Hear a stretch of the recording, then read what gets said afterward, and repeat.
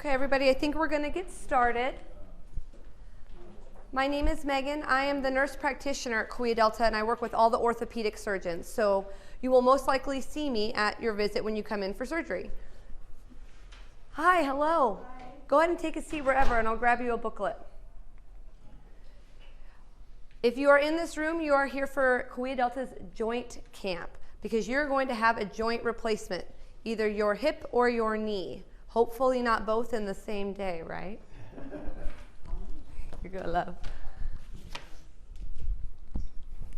What we're gonna be talking about today is everything that we are gonna be talking about today is actually in that booklet I handed out.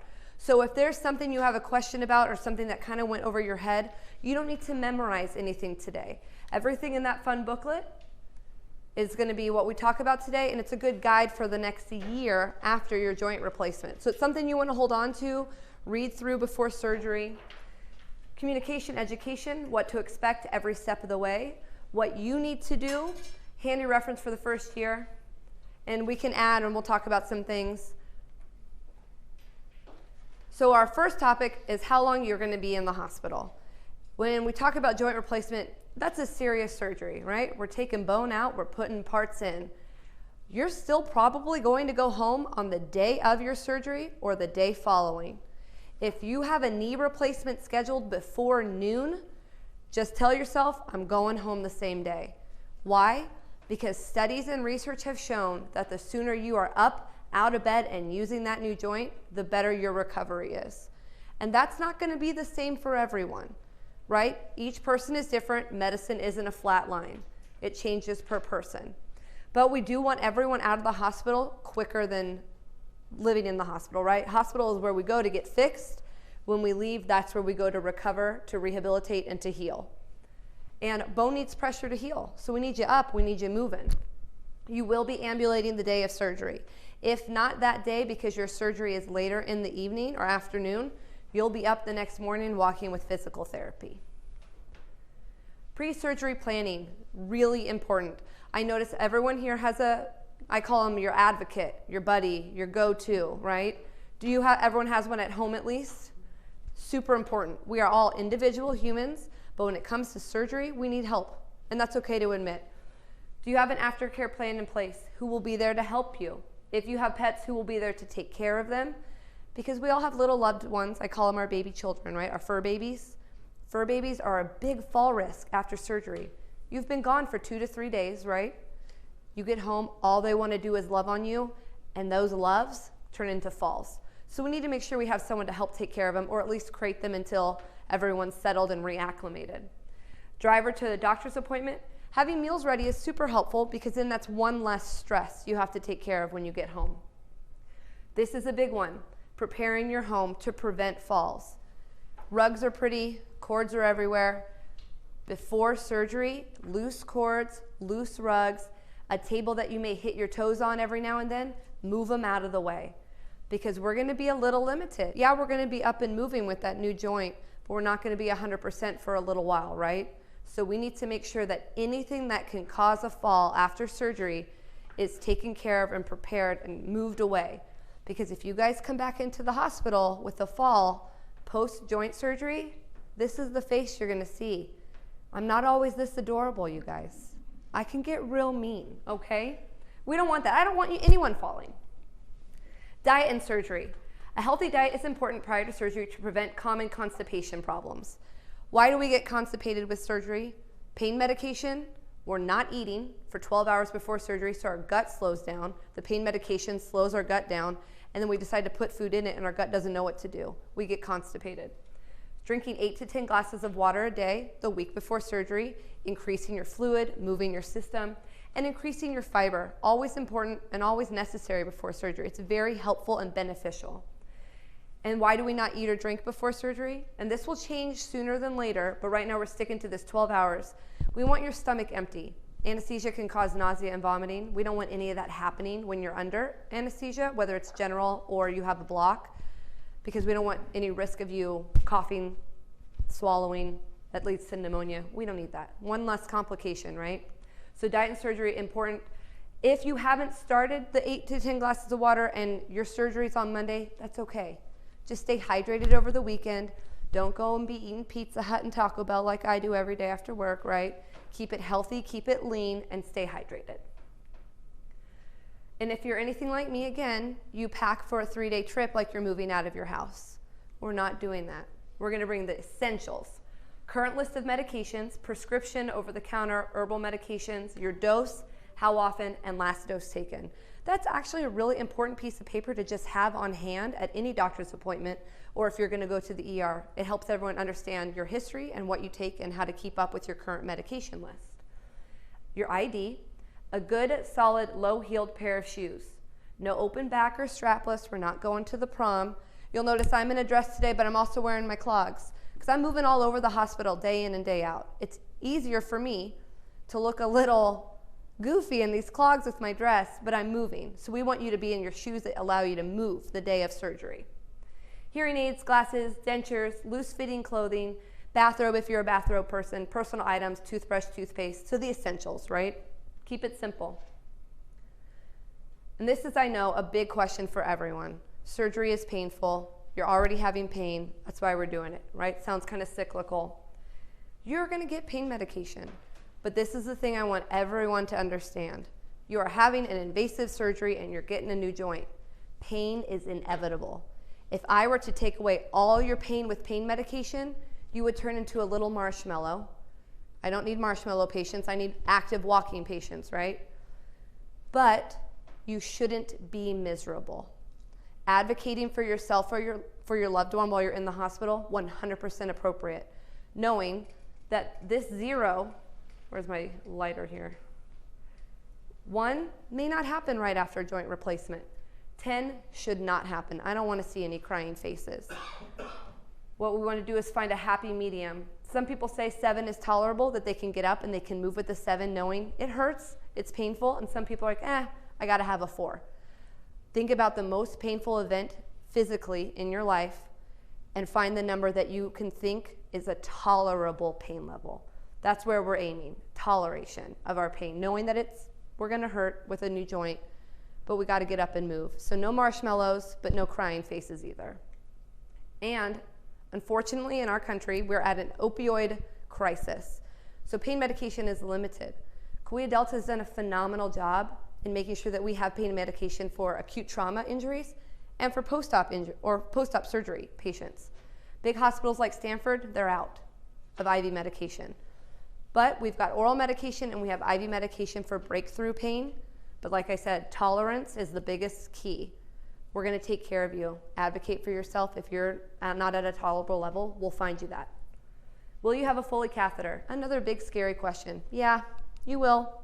They'll put it in after you're asleep in surgery, so you're not going to feel it. You'll most likely wake up with it though. Why do we do that? Because when you don't have control of your bowel and bladder, someone's got to control it.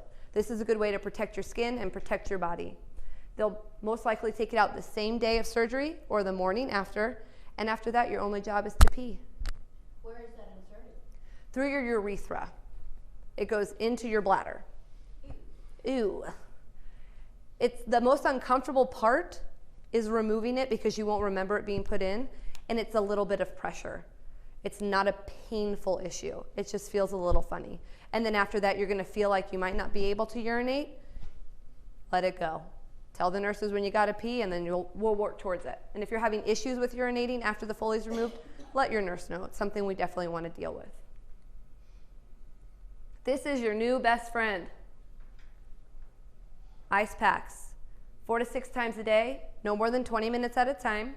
Reduces swelling and pain. Right now, if your surgery is in the next week or so, they're trialing on Broderick Pavilion, one of our floors in the hospital, compression and ice packs that you get to take home. They're wonderful. Why? Because that compression helps with the swelling, the ice helps with the swelling, and all that leads to pain relief.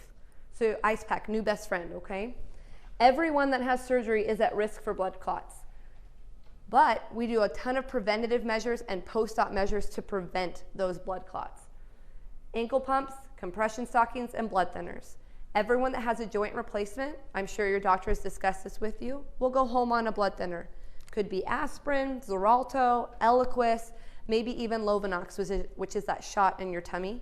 Each person is an individual. Your doctor will discuss what you'll go home on, and almost everyone will stay on that for about 30 days to prevent blood clots from forming after surgery. And the nurses will talk to you about signs and symptoms, so we know if you are at a higher risk, what to look for. PostOp anemia is caused by blood loss during surgery. It can have symptoms of fatigue, low energy. Treatment could include a blood transfusion, iron tablets, and increased intake of food rich in iron. Some people, just like blood clots, are at a higher risk for post-op anemia. Your doctor will preemptively treat that. If you are at a higher risk, we will also be watching for those signs and symptoms and checking your blood counts while you're in the hospital. But knowing that fatigue and low energy level can happen after surgery is important. You know your body. After surgery, you're going to be tired. You're going to have a little lower energy level because you just had a joint replaced. We saw it in India, right? But knowing the difference between post-op being tired and knowing your body and feeling that something might be wrong, let us know. That's our job. How do I care for my incision? What the doctors have been using most frequently on both knees and hips is a dressing called Proneo. It's a mesh dressing that is stuck over your skin to hold the incision together. That stays in place for 2 weeks. The benefit of this Proneo dressing is that you get to shower after surgery. No one likes to be stinky, right?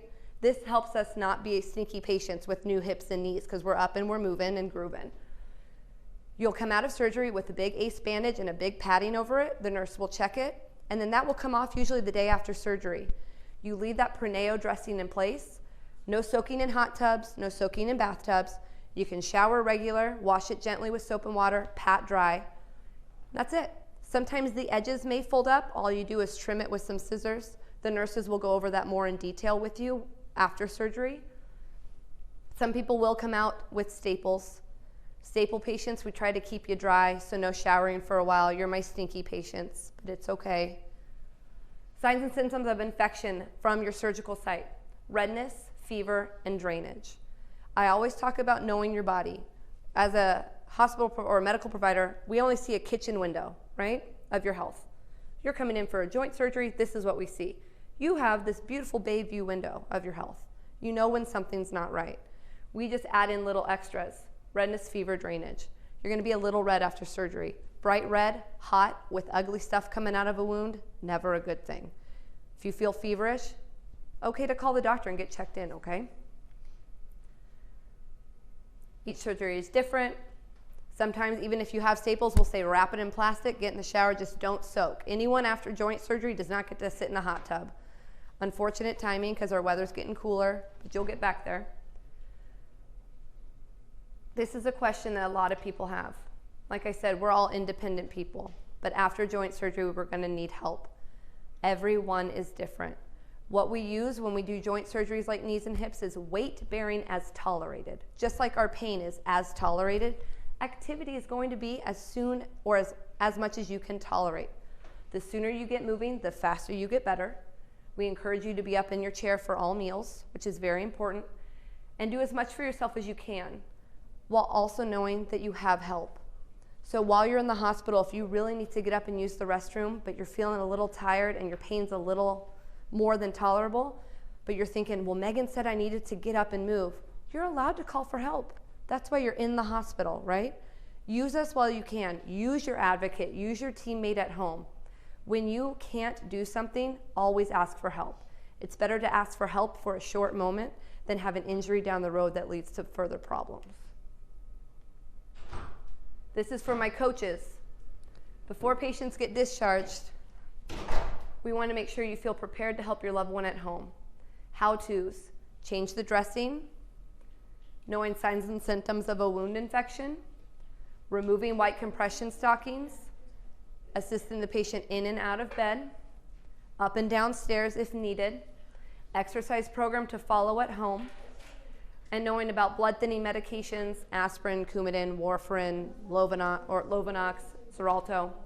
These are all things your nurse is going to talk to you about before you get discharged. Like I said, we don't need to be memorizing anything today, but it's a good time to start writing down questions when you get home of things that you know might slip your mind on the day of discharge. If you're really worried about wound dressings or signs of infection, write it down. So on day of discharge, you go, hey, I want to talk about point A, point B, and point C. And you can write notes. It's a really good way to keep your thoughts organized and understand what you need to focus on at home. This is a big one. If you have any questions or concerns, please do not hesitate to ask your nurse, physician, or therapist prior to discharge. It's always easier to ask for help in the moment, even if you feel like it's a silly question, like I said, than to have an injury down the road that brings you back into the ER and you see the not adorable face of Megan Goddard, okay? CATS. Have all of you talked to your physicians about your CATS appointment yet? If not, that's totally okay. CATS is where you're going to go to get your pre-registration for surgery. This appointment is at the old hospital where urgent care is on Court between Walnut and Tulare. This appointment lasts about 90 minutes. Block off 90 minutes worth of time. You cannot leave early from this appointment. Okay, we need you to stay there. You might need lab work at this appointment, an x-ray, an EKG. They're going to have to sign paperwork. They're going to go over your medication list. It's important that you at least have, and I'm not saying you're going to be there for the full hour and a half, but in case you are, we've had that time blocked off and it doesn't interrupt any scheduling for your important surgery. Registered waiting room. You also get this fabulous parking permit that gives you VIP parking at the hospital for your day of surgery. You'll get this permit. It goes on the dash of your car, and it allows you to park right next to the surgery center on campus for the day of surgery. Obviously, at the time of then 6 p.m., got to move that car and go park wherever all the other people that stay at the hospital stay, but this is VIP access. We're on Mineral King and Willis. So Mineral King goes this way. We're going to go right up here. Oh, nope, sorry, Mineral King and West. There is going to be a sign sitting right here that says Surgery Center Parking. You're going to turn into this little thing, and there's tons of parking with Surgery Center. This is your name. That's that VIP access. Right up this sidewalk is our Surgery Center waiting room where you're going to check in for the day of surgery. This is our waiting room. You won't go to 2 South, OR. Broderick Pavilion is where most of you will end up. Broderick Pavilion is our post-op floor that a lot of our joint patients go to. Our nurses are phenomenal. They're well-versed in joint replacement surgery patients, how to take care of you. That's where you'll probably see me if there's any issues or questions to be addressed. Other patients may end up on 4 South. 4 South is another orthopedic specialty floor. It just depends on the flow of the hospital that day and the timing of your surgery. Both floors, like I said, are well-versed in joint replacement, and they're going to know how to take care of you to the best of the ability of the hospital. That CATS appointment will give you a couple more things that are really fun with that parking permit VIP access. When you go to CATS, you need to take your ID, your advance directive if you have one. That if you don't have one, don't worry about it. They may ask you for it, but it's not something you have to have in hand. Your medication list, very important, because that's going to get uploaded into your chart for your pre-registration. They're also going to give you a chlorhexidine bath that they're going to explain to you. Like I said, no memorizing today. That chlorhexidine bath, they're going to give you for the night before surgery. You take half of that wash, you'll clean all your body parts, except for your private parts, because that would sting a little bit. But you want to wash all those germs off. Go to sleep, have a good night's rest. When you wake up in the morning, you take another shower, you use the rest of that chlorhexidine wash to get all that off. What that is just really good planning to prevent post-operative infection. So we're starting prevention of infection from right in your home. You're going to get your parking permit. Day of surgery, we drive into our little ambulatory surgery, VIP parking. Again, bring your med list, bring your ID. All this are safe checks, making sure that 1, it's you. 2, we know exactly what meds you need to be on after surgery, and we know your history really well. When you check in, you're going to check in into this waiting room. They'll sit you down. You can bring your teammate, your advocate, your significant other. They'll come and collect you and take you into pre-op. Pre-op is a room of curtained off rooms where they're going to get you ready to go into the OR. That's where you'll meet your surgeon again. Your surgeon will come in. He'll sign the affected limb, the one that's going to have surgery. So if Dr. Mahalson walks in and you're supposed to have a left hip reduction and he's talking about reducing your right knee, go, hey, no. Wrong signature, wrong leg, right? No one needs a new knee on the wrong leg when you're going in for a hip. They're going to talk to you all about that, and then an anesthesiologist will come in and talk to you. Again, it's going to be a lot of repetitive questioning, but all of these are safety checks to make sure we're taking care of you in the best way possible for your individual health. And then you'll get wheeled into the OR. They'll take care of anesthesia, general or spinal, epidural. You'll have some oxygen, most likely in your nose. They may use a mask. And then you'll most likely wake up. And you'll be like, when are we going to start? Are we done with this already? And you'll have your new joint, and you'll be a little groggy, and you'll be in what's called post-op. Post-op is another sectioned off by curtain room where everyone else is waking up from surgery. You'll most likely be there for about 2 to 3 hours while they make sure that post-operatively you're doing really well. And then you'll get moved to our lovely Broderick Pavilion or 4 South, where the PT will meet you and be that annoying human that gets you right out of bed and gets you moving. But those nurses already have orders for pain medication. They have orders for diet. They have orders for everything you'll need post-operatively, so you're not waiting around for anything in case you get up to the floor and are having pain, or you get up to the floor and you're like, give me some food, right? We're trying to cover all of our bases. Our goal is to get you home. Because you all walked into this room. You all look good. You got me on that one. You all look good. We just have an affected limb that we're getting fixed. So we're the healthy group at the hospital. The healthy group at the hospital, we don't want in the hospital. We're going to try and get you out as soon as possible. If you feel pressured to leave and you don't think you're ready, that's okay to voice those concerns. Like I said, this is our picture. This is yours. We'll find the right health track for you to get you up and moving and grooving. Because our goal is to have you dancing next year, right? You didn't dance before. It's like it's not going to happen. It's not going to happen for you. We'll get you, we'll get a goal for you. We'll develop one. I'll come see you and we'll make sure we have a good goal. Walking would be nice. Any questions, concerns, comments? You're all in really good hands. I work daily with the surgeons that are taking care of you, and I would trust any one of them with my family member or my bones. So this is just the first step in what seems a little scary, but the outcome's going to be good, and we'll work towards maybe dancing in a year. Okay?